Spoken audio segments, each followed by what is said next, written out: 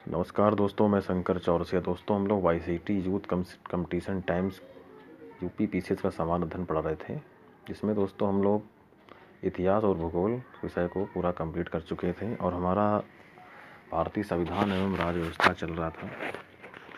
तो दोस्तों, आज हम लोग जो है आगे के जो क्वेश्चन बचे हैं उनको आज कंप्लीट करेंगे। दोस्तों, आपको बता दूं कि 2023 में होने वाले उत्तर प्रदेश में video RO UP triple SC अन्य सभी एग्जामों के लिए प्रश्न काफ़ी महत्वपूर्ण हैं। तो दोस्तों, शुरू करते हैं आज हम पहले क्वेश्चन से। अगर आप चैनल पर नए हैं तो वीडियो को सब्सक्राइब जरूर कर दीजिएगा, इससे आने वाली वीडियो आपको मिलती रहे। तो शुरू करते हैं दोस्तों पहले क्वेश्चन से। आज विधानसभा में सरकार को अपना बहुमत सिद्ध करने को कहने के लिए मुख्यमंत्री को बर्खास्त करने के लिए भारत के राष्ट्रपति के विचारार्थ किसी विधेयक को आरक्षित करने के लिए एवं विधायिका द्वारा पारित किसी विधेयक को पुनर्विचार हेतु वापस करने के लिए मंत्रिपरिषद के परामर्श से स्वतंत्र कर सकता है राज्य का राज्यपाल। अनुच्छेद 170 के प्रावधान का अपवाद है, इसमें एक राज्य के विधानसभा के गठन में 60 से कम सदस्य नहीं होंगे। सिक्किम राज्य पंचायतों की वित्तीय स्थिति का पुनर्लोकन करने के लिए वित्त आयोग का गठन कर सकता है संबंधित राज्यों का राज्यपाल। स्वतंत्र भारत में किसी राज्य की सर्वप्रथम महिला राज्यपाल बनी सरोजिनी नायडू। राजस्थान में राज्यपाल जिन्हें बर्खास्त किया गया था रघुकुल तिलक। किसी राज्य के राज्यपाल द्वारा जारी ऑर्डिनेंस का अनुमोदन होना आवश्यक है राज्य की विधायिका द्वारा। राज्यपाल को पद की शपथ ग्रहण करवाता है उच्च न्यायालय का मुख्य न्यायाधीश।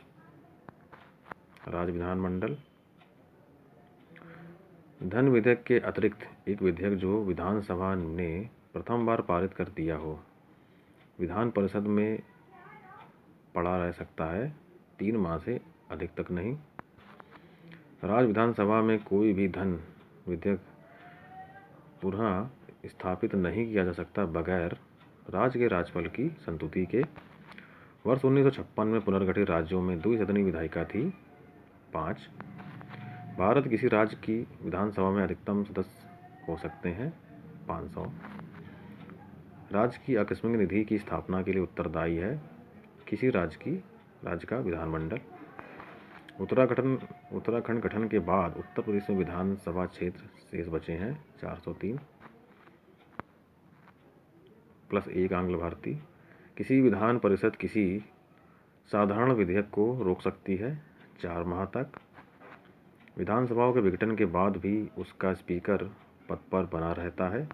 विधानसभा के विघटन के बाद गठित विधानसभा की पहली बैठक के ठीक पूर्व तक विधानसभाओं के विघटन के बाद भी उसका स्पीकर पद पर बना रहता है। विधानसभा के विघटन के बाद गठित विधानसभा की पहली बैठक के ठीक पूर्व तक।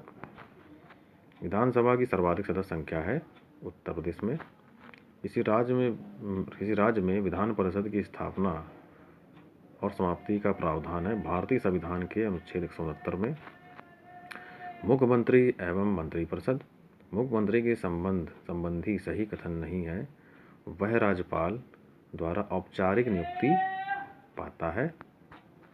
मुख्यमंत्री के संबंध में सही नहीं है, वह राज्यपाल द्वारा औपचारिक नियुक्ति पाता है, यह गलत है। किसी राज्य के मुख्यमंत्री संबंधित एक सही कथन नहीं है। राज्यपाल मुख्यमंत्री की सलाह पर अपने समस्त कृत्यों का प्रयोग करते हैं। राज्य सरकार के मंत्रियों के वेतन एवं भत्तों का निर्धारण किया जाता है राज्य विधानसभा द्वारा। संविधान का वह अनुच्छेद जो मुख्यमंत्री के दायित्वों को परिभाषित करता है अनुच्छेद 167। कुछ राज्यों हेतु विशिष्ट उपबंध। दिल्ली की विधानसभा विभाजित है 70 भागों में। दिल्ली एनसीआर को छोड़कर भारत में संघीय क्षेत्र 6 हैं। वर्तमान में दिल्ली को छोड़कर 8 हो गए हैं। जम्मू एवं कश्मीर के मुख्यमंत्री की कार्य अवधि होती है 6 वर्ष।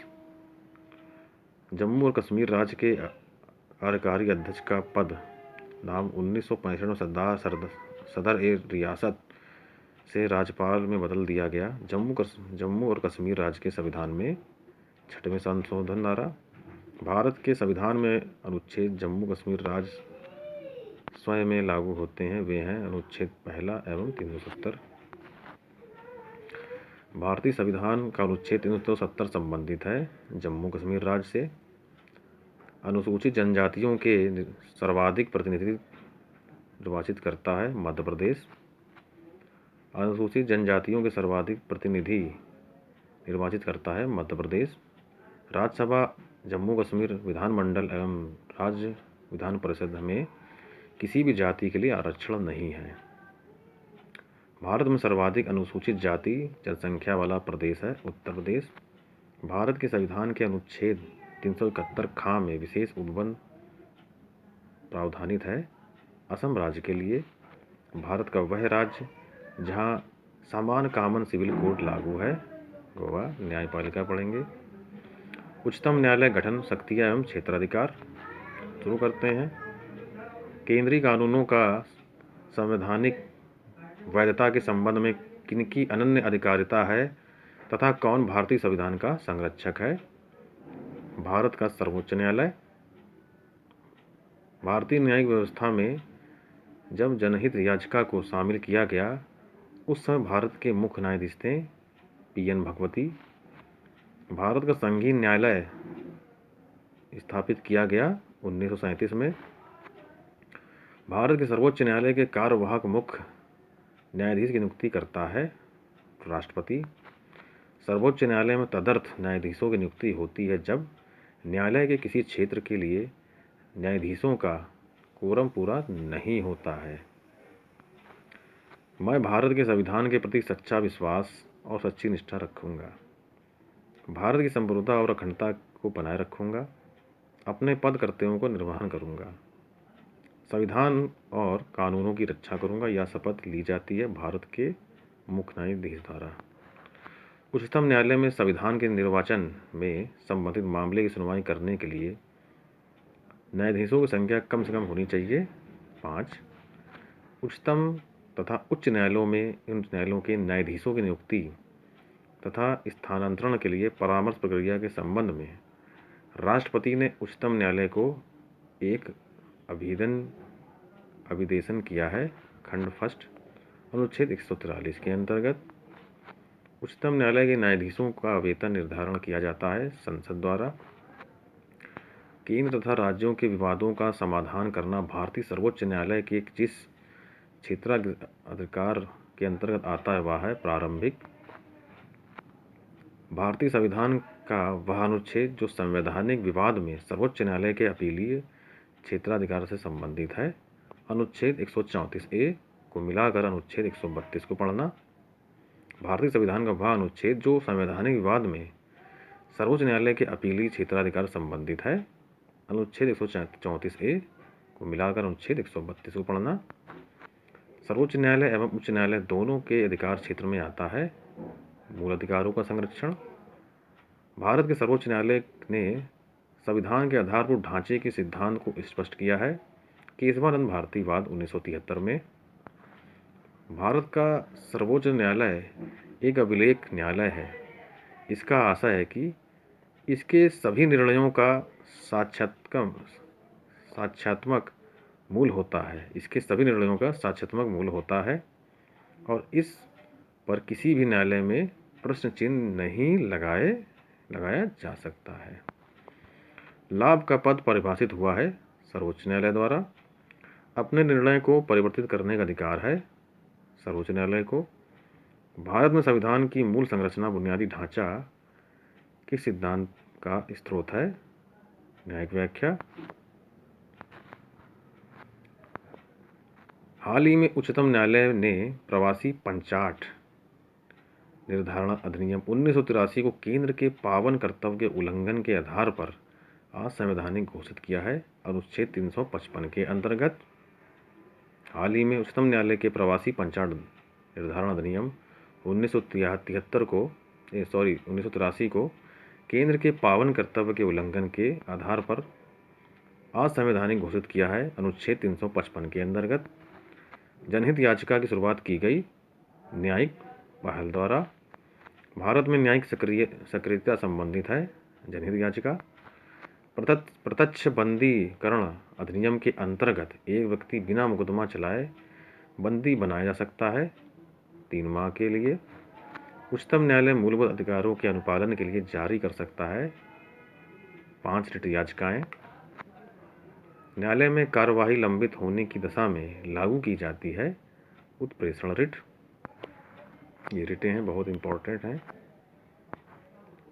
एक ऐसी याचिका जो न्यायपालिका द्वारा जारी की जाती है तथा उसमें कार्यपालिका से कहा जाता है कि वह कार्य करे जो उसे प्रदत्त शक्तियों के अंतर्गत करना है, उस रिट को कहा जाता है मैंडेमस परमादेश। वह जब सर्वोच्च न्यायालय किसी व्यक्ति अथवा संस्था को उसके दायित्व के निर्वहन हेतु लेख जारी करता है तो उसे कहते हैं परमादेश। मूल अधिकारों को प्रवर्तित करने हेतु अधिकार प्राप्त हैं सर्वोच्च एवं उच्च न्यायालयों को। नैसर्गिक न्याय की ओर ध्यान नहीं दिया जाता है परमादेश रिटों में। उच्चतम न्यायालय द्वारा आज तक दूसरी सबसे बड़ी खंडपीठ बनी गोलकनाथ केस। भारत के उच्चतम न्यायालय की संपूर्ण कार्यवाही अंग्रेजी भाषा में होगी या विहित है भारतीय संविधान की धारा 348 द्वारा। उच्चतम न्यायालय ने अविधारित किया कि अनुच्छेद 72 तथा 161 के अंतर्गत दाखिल की गई दया याचिकाएं उनकी प्राप्ति के 3 माह के भीतर निस्तारित कर दी जानी चाहिए, क्योंकि अवांछित देरी न्याय व्यवस्था के विश्वास को कम करती है। शेर सिंह बनाम भारत संघ के वाद में दिया है ये। उच्चतम न्यायालय ने अभी निर्धारित किया कि संप्रभुता उन्मुक्त का सिद्धांत मूल अधिकारों के अतिक्रमण के लिए प्रतिकर अभिनिर्णित किए जाने की कार्रवाई में लागू नहीं होगा। नीलवती बहेरा बनाम उड़ीसा राज्य के वाद में सर्वोच्च न्यायालय के सरकार से कन्या भ्रूण हत्या के विरुद्ध विधि को पूर्ण निश्चित के साथ क्रियान्वित करने का निर्देश दिया है। सेहात बनाम भारत संघ के वाद में 5 न्यायमूर्तियों की संविधान पीठ ने संप्रेषित किया कि स्थगन का सिद्धांत विचारण पूर्ण होने तक निर्दोष माने जाने के अभियुक्त का अधिकार के साथ मीडिया के अभिव्यक्ति की स्वतंत्रता के अधिकार के साथ संतुलन पर केंद्रित है। Sahara India real estate corporation limited एवं अन्य बनाम भारतीय प्रतिभूति तथा विनिमय बोर्ड के वाद में भारत के उच्चतम न्यायालय ने यह अभी निर्धारित किया कि धूम्रपान न करने वाले को वायु प्रदूषण से पीड़ित होने के लिए विवश नहीं किया जा सकता है। मुरली एस देवड़ा बनाम भारत संघ वाद में उच्चतम न्यायालय ने यह अभी निर्धारित किया कि कर्मी महिलाओं का यौन उत्पीड़न लैंगिक समता एवं प्राण और दैहिक स्वतंत्रता के अधिकारों के अतिक्रमण की कोटि में आता है। जिस वाद में सर्वोच्च न्यायालय ने यह अभी निर्धारित किया है वह था विशाखा एवं अन्य बनाम स्टेट ऑफ राजस्थान एवं अन्य। उच्चतम न्यायालय ने P.A. संगमा बनाम प्रणब मुखर्जी वाद का निर्णय किया 3:2 के बहुमत से। उच्चतम न्यायालय ने न्यायाधीशों के वेतन तथा भत्ते प्रभावित किए जाते हैं भारत की संचित निधि द्वारा। भारत के उच्चतम न्यायालय के न्यायाधीशों की संख्या में वृद्धि की जाती है संसदीय अधिनियम द्वारा। भारत के उच्चतम न्यायालय द्वारा प्रतिपादित विधि भारत के राज्य क्षेत्र के भीतर सभी अधीनस्थ न्यायालयों पर बाध्यकारी है, परंतु उच्चतम न्यायालय के निर्णय उस पर बाध्यकारी नहीं है। यह अभी निर्धारित किया गया बंगाल इम्यूनिटी लिमिटेड बनाम भारत राज्य के वाद में, बंगाल इम्यूनिटी बनाम बिहार राज्य के वाद में। तो दोस्तों आज की वीडियो यहीं तक था। अगर वीडियो पसंद आए लाइक करिए, सब्सक्राइब करिए। धन्यवाद।